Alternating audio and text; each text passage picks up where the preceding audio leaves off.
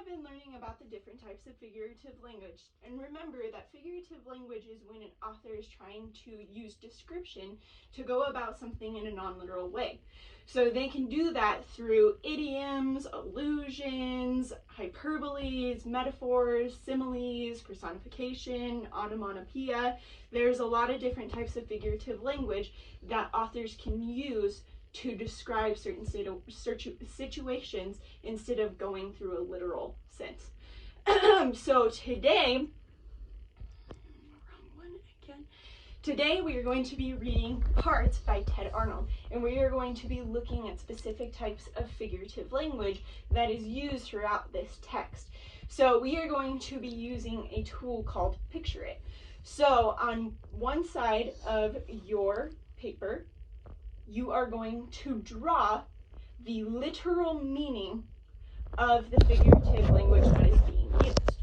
And then on the other side, you are going to draw what the author is actually trying to convey. Okay? Okay. Parts by Ted Arnold.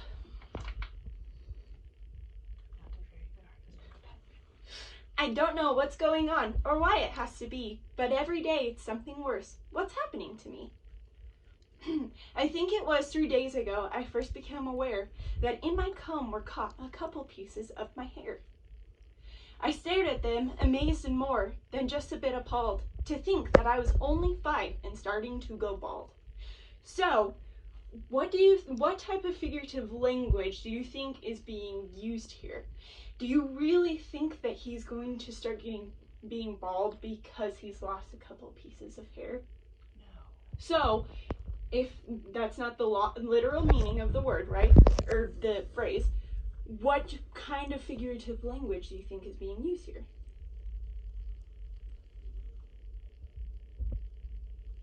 Idiom. Okay. So, when we're looking at this, he just lost a few pieces of hair. But then he's so scared that he lost 3 pieces of hair that he starts to imagine that he's losing more. And so he starts to exaggerate about how much hair he is losing.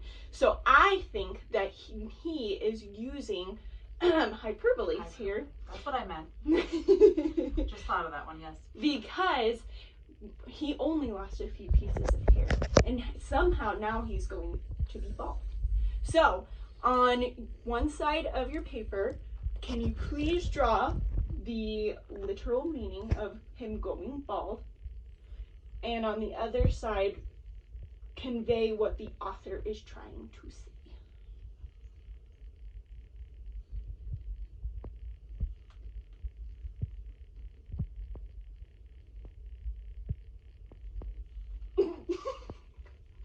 Okay. Then later on, I don't recall exactly when it was, I lifted up my shirt and found a little piece of fuzz.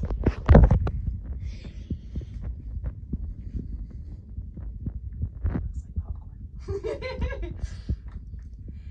I stared at it amazed and wondered, what's this all about? But then I understood. It was my stuffing coming out. Next day, when I was outside playing with the water hose, I saw the little bits of skin were peeling from my toes. I stared at them amazed, and then I gave a little groan to think that pretty soon I might be peeled down to the bone. Then yesterday, before my bath, as I took off my clothes, a chunk of something gray and wet fell right out of my nose. I stared at it amazed and thought I should be feeling pain. Well, wouldn't you if you lost a little piece of your brain? So, Funny story behind this. So in this picture, he thinks that when something is falling out of his nose, he is losing his mind, right? So, all of a sudden Egyptian. so can you write the literal meaning of someone losing their mind and what the author is trying to convey?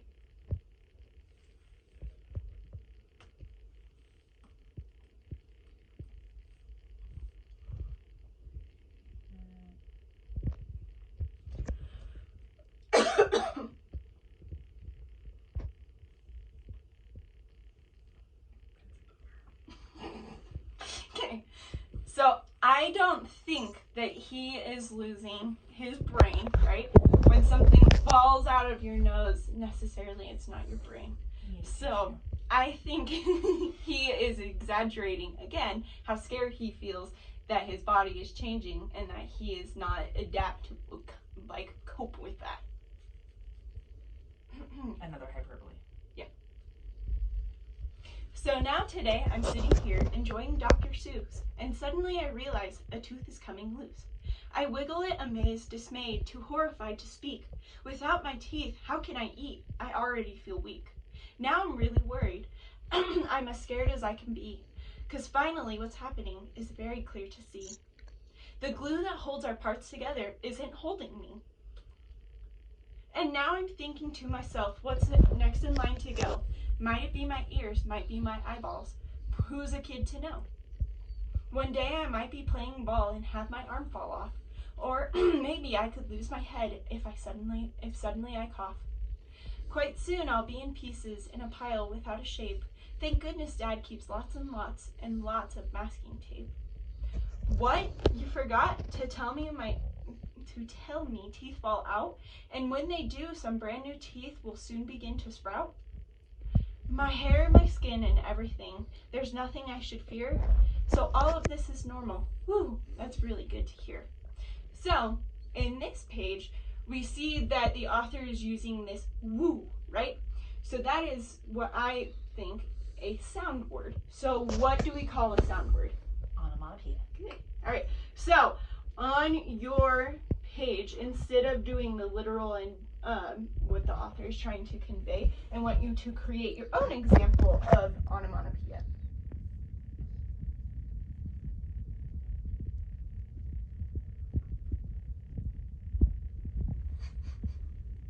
Bam. Or Good. more of it. Okay.